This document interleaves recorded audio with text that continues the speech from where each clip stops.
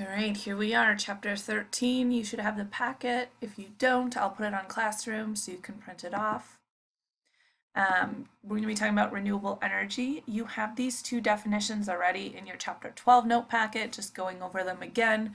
Conserving energy means using less, okay? So lowering the thermostat, turning off lights, and then energy efficiency is something we've talked about before, but it's how much energy you receive compared to the amount of energy you put in. So let's say, for example, you get 2 watts out, but you put in 1 watt, right? Your energy efficiency would be 2, okay? And so the higher the number, the greater the energy efficiency, because we want to get the most energy out for the least energy that we put in. So for example, regular incandescent light bulbs, okay, it uses 60 watts. Okay, all of these have 800 lumens. That's the brightness. So how much energy are we getting out? 800 lumens. But the 14 watt CFL uses only 14 watts, and the 12 watt LED only uses 12 watts. So which is the most efficient? The 12 watt LED. Now, if they give you a problem like this on the AP exam, not going to be as straightforward or as intuitive. They might give you two different types of water heaters or something that you haven't heard of. So you're not just going to be able to figure out in your head how energy efficient they are.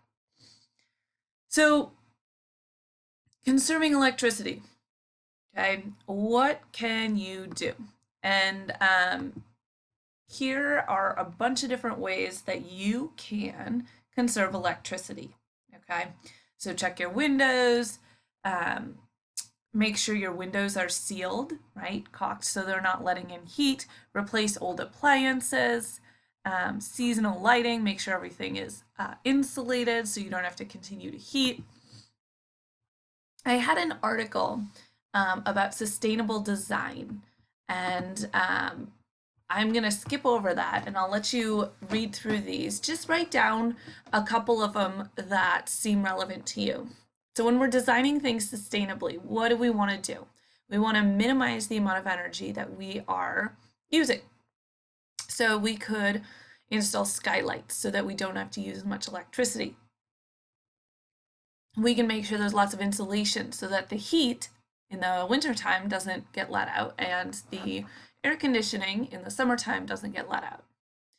We can install trees to shade the house so that there's not much sunshine, so we don't have to run the AC as much. Using a light colored roof. Okay, we talked about albedo, right? And a light color is going to reflect more light, and so it's not going to absorb as much heat. Have windows facing the south. Green roofs, that's when you have plants on the roofs. Use recycled buildings. And then here is something that we're going to talk about, thermal mass. Thermal refers to heat. And these are materials that stay hot or heated or cold once cooled. So when they're hot, they stay hot, and when they're cold, they stay cold. Think about something, for example, metal, okay? When you heat metal, it stays hot for a while. Think about heating up a cotton ball. Is it going to stay hot for a while? Not as much, right? So stone and concrete are examples of things that don't change very much. Water as well, right? So if you ever go in your basement on a warm day, right, your basement has a lot of concrete, and what's going to happen is it's going to feel cooler. Why? Because it takes a lot of energy to get it heated, and it's already cooled. So passive solar design, this is one thing you need to know, uses solar radiation to maintain internal temperatures. So what do we mean? Well, we mean designing your house in a way that we can use the sun to make sure that your house stays the same temperature, or the temperature that's most comfortable for you.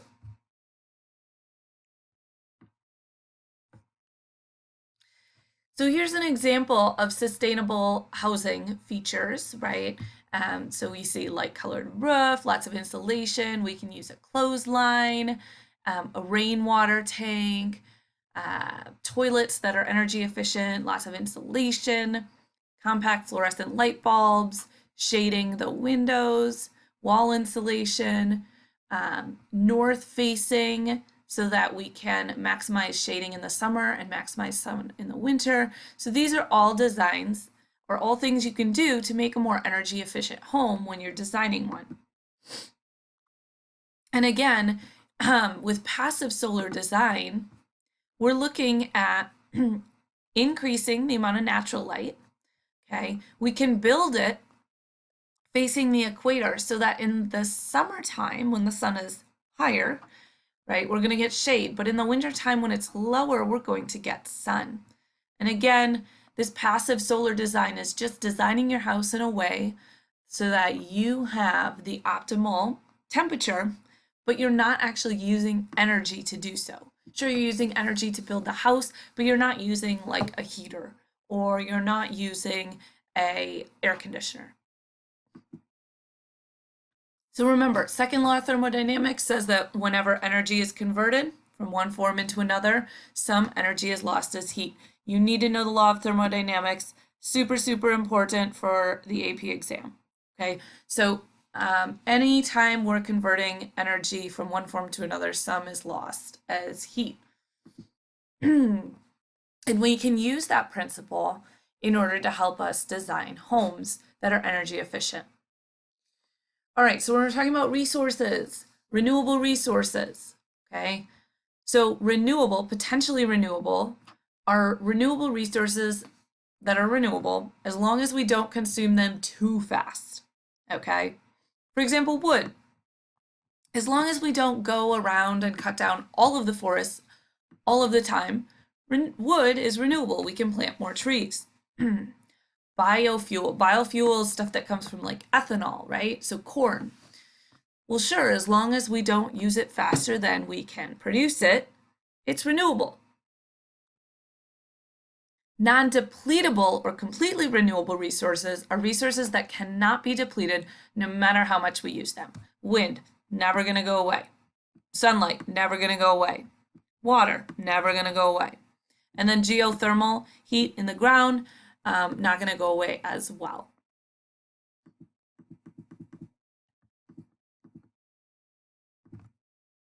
So let's look at energy use in the United States. You got to fill in this blank. So in the United States, the largest source of renewable energy, right? Renewable energy is only a small chunk, 7%, is biomass. Okay. So renewable energy, we've got biomass is the largest source of renewable energy. And remember, this refers to things that are living. So that would be wood, that would be corn if we're using it for ethanol, okay? Remember, in that blank, the sun is the source of all energy types on Earth. So all of them come from, or most of all energy sources come from the sun. All right, so for example, fossil fuels, right? Well, fossilized remains of organisms, they had to do photosynthesis a long time ago. Okay, solar energy. Okay, well, that's directly the sun. Wind, that comes from differences in temperature. Okay, geothermal, heating of the ground. Okay, charcoal or manure comes from animals, right? And then we have some other ones with nuclear fusion, fission, and tidal energy as well. But we can trace it all the way back to the sun most of the time. All right, biomass, wood, manure, charcoal, plant remains, biofuel, so ethanol, biodiesel. We see this a lot in the developing world, right? We talked about how individuals burn like basically cow dung or wood because they don't have electric heaters or any other means of heating their homes. So that's why we see the really dark regions over in Africa and Southeast Asia because they're using a lot more biomass. But the problem is that we get a lot of deforestation, erosion, indoor air pollution, so it's not exactly the healthiest. And so biomass is what we call modern carbon in contrast to like fossil fuels, right? So modern carbon, today's carbon, so like wood, crops, okay? Fossil carbon is the fossil fuels. And we think of modern carbon as carbon neutral because these types of things don't really change atmospheric CO2 concentrations. All right. Sure, when we burn wood, we're releasing CO2 in the atmosphere. Okay. But that CO2 that we're releasing was recently in the atmosphere before the tree took it up. Okay. Whereas in terms of carbon, that stuff was not in the atmosphere. Okay. At least for millions and millions of years. And now we have brought this to the surface and now we're burning it and we're increasing the amount of CO2. Okay. So again, biomass is carbon neutral because it releases the CO2 back in the atmosphere and then growing trees take that back in, and it's just a very quick cycle, whereas fossil fuels takes a lot longer. So biomass includes biofuels, which can be used as substitutes for gasoline and diesel. So ethanol is an alcohol. Anything that ends in OL is an alcohol. You'll learn that in chemistry, or maybe you already have. And it converts the sugars from plants into alcohol. Most of it comes from corn. And you will see that when you go to the gas pump, it'll say 10% ethanol, 15% ethanol, okay? And so we're starting to use some of our ethanol in gasoline, okay? Biodiesel extracts oil from plants and then chemically alters it so that we can use it in vehicles. So soybean oil, palm oil, algae, we can make oils or gasolines that come from this and that we can run vehicles on. So how do we do this? Well, let's say we have sunflower, okay? We use the seeds, we extract a vegetable oil, basically, and then we refine it, okay? Add alcohol to it, and then we get biodiesel that we can have cars run on. So these are some of the things that scientists are looking at in order to help us kind of transition to a more renewable energy economy. Because as we looked at, oil and gas are only finite, so they're not going to last us forever. So pros, okay? It's renewable, it's modern carbon, okay, so it's not adding to the CO2 in our atmosphere very much. But the cons, uses land for food. Okay, so we could be using this land that we're growing a whole bunch of corn on for food, but instead we're using it for biofuels. Also reduces gas mileage, and we got to take into account the energy needed to grow and harvest crops. We know fossil fuels have to be used. We know water has to be used. We know fertilizers are used.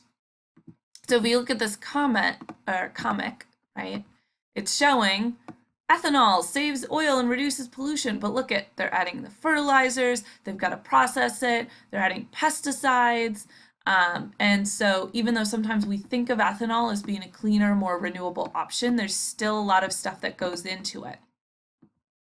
And so it says here, nearly 1 billion people will go hungry tonight, yet this year the US will turn nearly 5 billion bushels of corn into ethanol. That's enough food to feed 412 million people for a year. So the argument is then, what do we do? Do we use our land for food or for fuel? And eventually we're going to have to make that decision. All right, hydroelectric. You know, hydro means water, okay? So electricity generated by the kinetic energy. So that means energy of motion of moving water.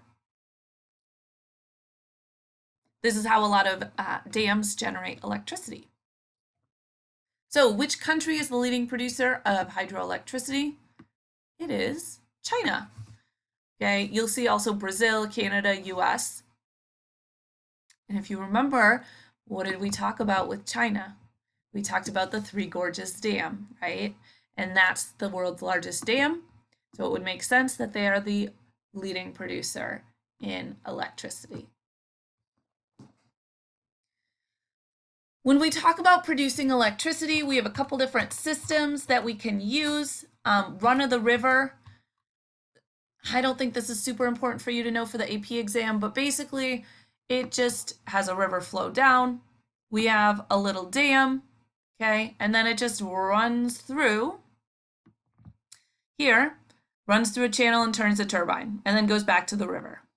Okay, so it's not really changing a whole lot. It's just taking some of the water from the river, all right, and then it's using it to turn a turbine and allowing it to go back to the river. So these would be like small scale operations. We can't do this on a large scale because we would take too much water to generate enough electricity for a whole town or a whole region. So it's small scale, there's not a lot of flooding or negative impacts. Problem is that now we're using these big water impoundment systems, basically dams, right? And so we know about dams, all right? So if you want to skip this, go for it. But basically we've got our dam, we allow water to go through this dam and turn a turbine, and then it comes out. Generates a lot of energy, provides economic opportunities, but we talked about how it causes flooding, okay? One of the big problems is sediments accumulate here in the reservoirs, and so that sediment's not being allowed to go downstream, and it builds up. So these are some of the negative impacts, and we've talked about negative impacts of dams. Okay, so not super concerned about that. Tidal systems. We talked about Three Gorges Dam. We talked about fish ladders, skimming over this, huge dams, okay? Basically all you need to know. Tidal systems, you need to know. Write this down. Use the tides to drive turbines, okay? So basically they put like, basically these big propellers and the tides that go in and out turn the turbine and then produce electricity. But we can't use this on a large scale. It could disrupt ecosystems because now we're putting this propeller in the middle of a coral reef or in the middle of, the ocean.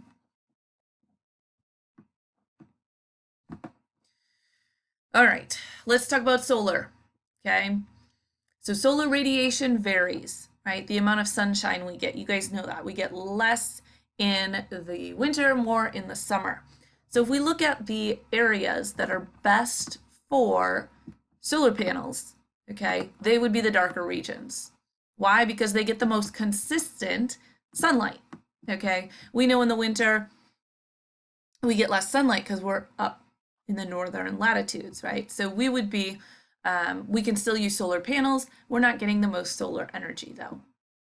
So passive, again, this is super important, passive versus active. I've seen lots of questions on AP exams about that, so make sure you understand this. So passive solar energies, energy captured from sunlight without using pumps or technology. Remember we talked about turning your house, building your house in a way, having insulation, right? So that you are making sure that none of that heat escapes. We talked about skylights, okay? And basically energy is just captured from sunlight and we don't use pumps, we don't use technology. Active solar, we use technology. So this would be solar water heater, this would be your solar panels, which are called PV or photovoltaic cells, or solar thermal systems. So we'll talk about those.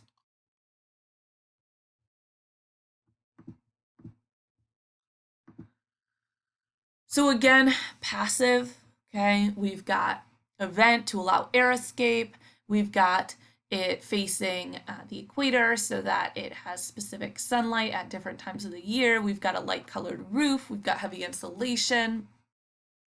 And then active, we're going to have, these pumps and the solar collector and the radiators and these other things added in there. All right, solar water heater. Okay, sun heats water. So we've got our solar panels, photovoltaic cells. It heats the water. Okay, and the water goes to this tank. Okay, and then it goes to the house, like to your shower. All right, and then the cold water goes back here and then comes back up and then gets heated again. All right. They use this a lot in Africa. They don't actually have big solar panels. What they do, is they have a big tank of water that sits on top of the house and the sunlight heats it and then it just directly goes to the shower and then you use the water.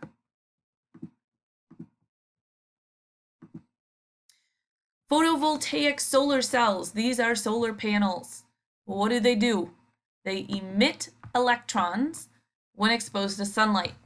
What is electricity? It's electrons. Okay, so if you have electrons flowing, that's electricity.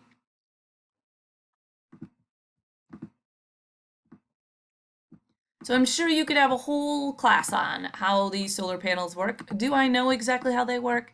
Kind of, but not really. Do I know what an N-type silicon is or a P-type silicon? Nope, no idea.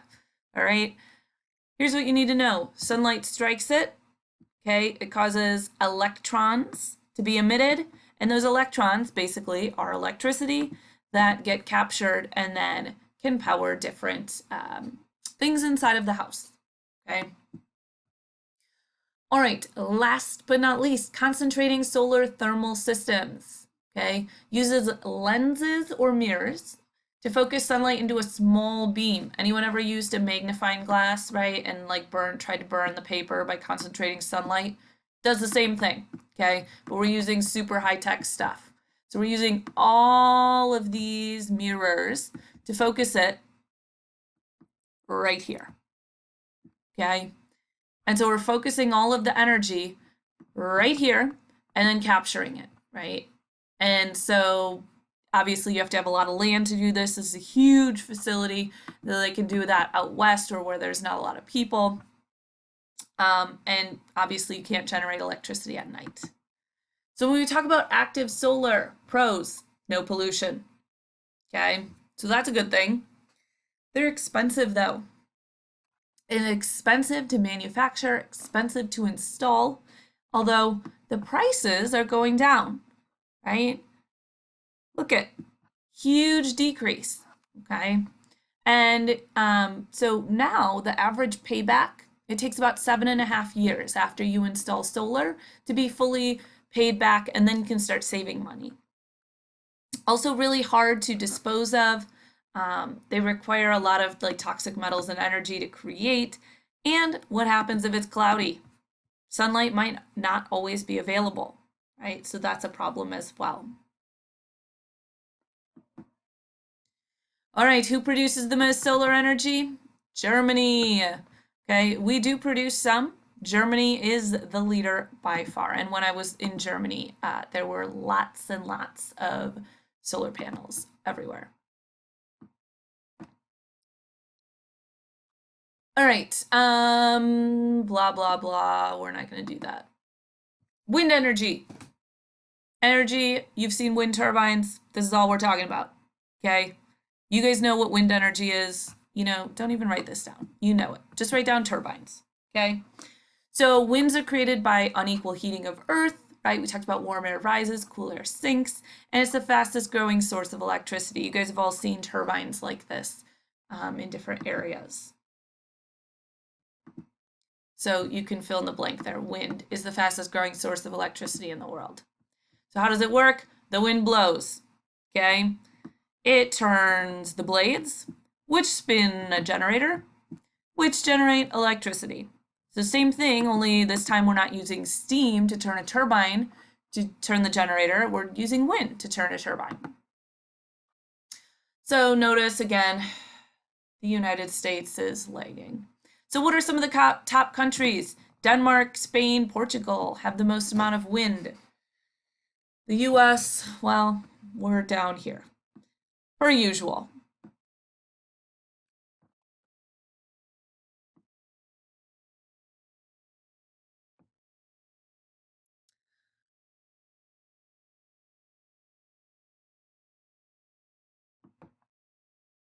Now, this is as a percentage of electricity consumption. Okay, so what this means is out of all of the amounts of energy that we produce, what percentage of it is actually wind energy? So in the US, 4%, right? Denmark, 34% of their energy is wind energy. So if we look at the top wind energy producing countries, right, we can see Denmark, right, which we've talked about, Denmark, Spain, and Portugal, has a much greater amount, okay, per percentage of wind. Now look at, okay? We have way more solar panels, or way more, sorry, turbines installed, but the problem is we use so much energy that it's still only 3.5% of our energy, okay? Denmark has a lot less, but because they use less energy and have less people, it's a larger percentage, okay? All right, pros. Clean, free, you don't have to pay for it, no pollution, no greenhouse gases. We can share land with farms, right? So it doesn't take up a lot of land. Cons, some of them rely on batteries to store electricity. We've got animals that could be killed in collisions. Some people complain about noise or just aesthetics. Remember, that's look. So you might have heard of like bird killers, right? Wind turbines might be bird killers. So let me give you an estimate here. Communication towers, so like cell towers, kill 5 million to 6.8 million birds a year. Wind turbines kill 100,000. That's not very much, right? Automobiles kill 60 million to 80 million. Power line electrocutions. How many times have you seen a bird sitting on a power line? Hundreds of thousands to 175 million. That's pretty hard to estimate because nobody's out there counting dead birds that fall off of power lines. Pesticides, 67 million to 90 million. Cats. Cats kill 365 million to 1 billion birds a year. And buildings, okay, 100,000 to 1 billion. So the next time somebody tells you, oh, but they kill birds, remind them of these statistics because they don't kill nearly as many birds as other things do. Geothermal, we are almost done. Hang in there. Okay, energy that comes from the sun, radioactive, or sorry, not that comes from the sun, energy that comes from natural radioactive decay of elements within the earth. Remember, we've talked about like uranium in the earth, right, decaying or decomposing. Okay, that's an example of this geothermal energy. So the decay creates heat, which then turns water into steam and turns a turbine. Again, you guys seen a pattern here? Water to steam to turbine, okay? So what do? They inject cool water into the ground. The water becomes hot, so the hot water is pumped up, and then the heat from that hot water produces steam, and it turns a turbine. And we can use it to heat or to cool homes, okay? So for example, in the winter, okay, we take the cool water, right? We put it down on the ground and it gets heated and we can use that to heat a home. In the summer, the water up here is warmer, so we take that warm water, put it down, and it's colder down in the ground, so it cools it and then brings it back to the house. So problem, uses water, so obviously groundwater might be depleted, and obviously there's a chance for contamination or hazardous gases and steam escaping from these power plants.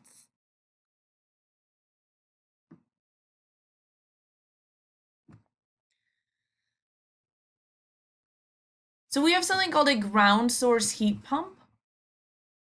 And this is similar to what we talked about with geothermal. Basically, it transfers the heat from the ground to a building in the winter and from a building to a ground in summer.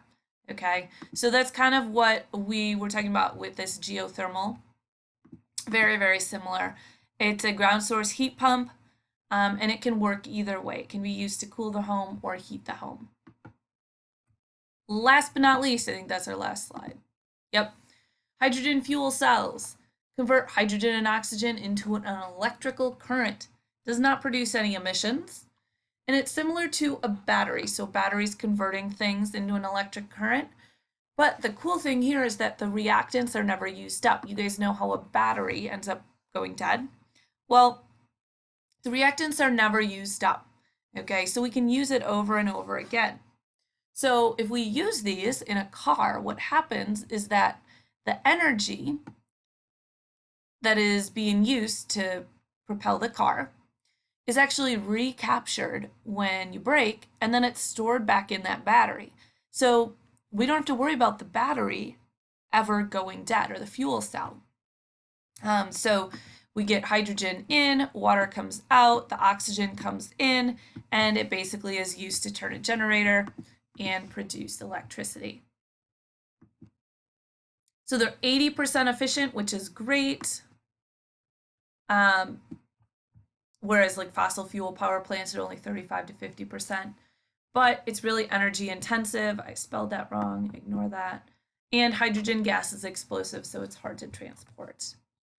All right, if you watched this far, I will tell you that this is the answer to one of the questions on your final exam.